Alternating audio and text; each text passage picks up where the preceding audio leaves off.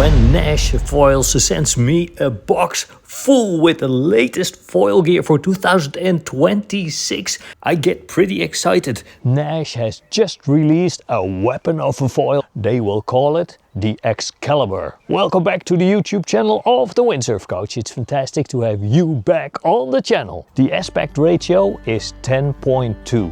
The carbon, high modulus. I suspected that Naish has reduced the angles of attack of both the front and the back wing just a little to reduce the drag, but it also means that the foil needs to sit more to the front of your board. So you need to pair the Excalibur with a board with front mounted tracks like the 2026 Chimera or Chimera Nvision. For this video I used the recommended setup. That means I've paired the Excalibur 744 front wing with the 135 high aspect back wing.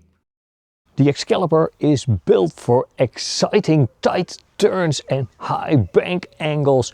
It has a low stall speed, so you can stay in that critical section of the wave.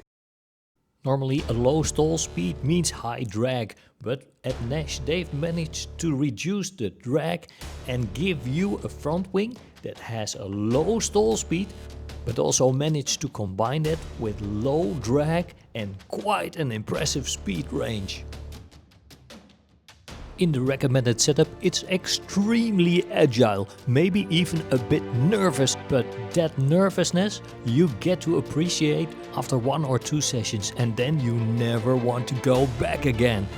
But if you just learned how to jibe and maybe even start attacking, this might be a little too much in the beginning. I would recommend take a slightly bigger back wing like the S180 or the S220, and it will give you far more stability and more fun, and later on as you progress you can always change the back wing to make it suit your personal riding style.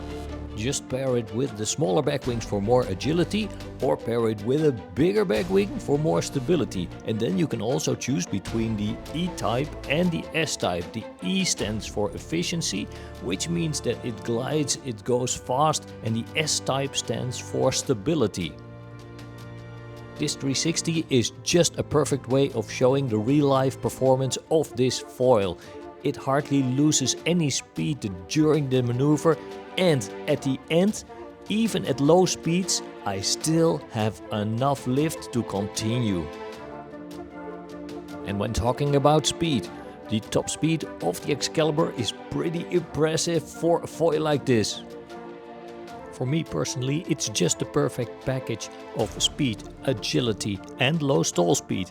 During this test I was using the standard 80 centimeters mast, which is pretty light, so it makes it easier to do those rotating jumps. One of the aspects of this foil is that it can handle tip breaches, and that will flatter your riding, as tip breaches won't spoil your 360 stacks or jibes anymore. And then the glide. This video just explains it all.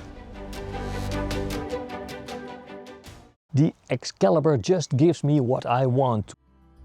Unmatched agility. Yes, I say unmatched agility, as I have never ridden a foil that is so agile to fly from one gust to another.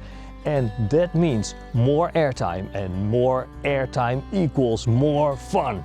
I always say try before you buy, so I recommend you go to the local dealer and see if you can test one before you buy it. Because if you're a beginner, you might not want this kind of foil. It's too extreme.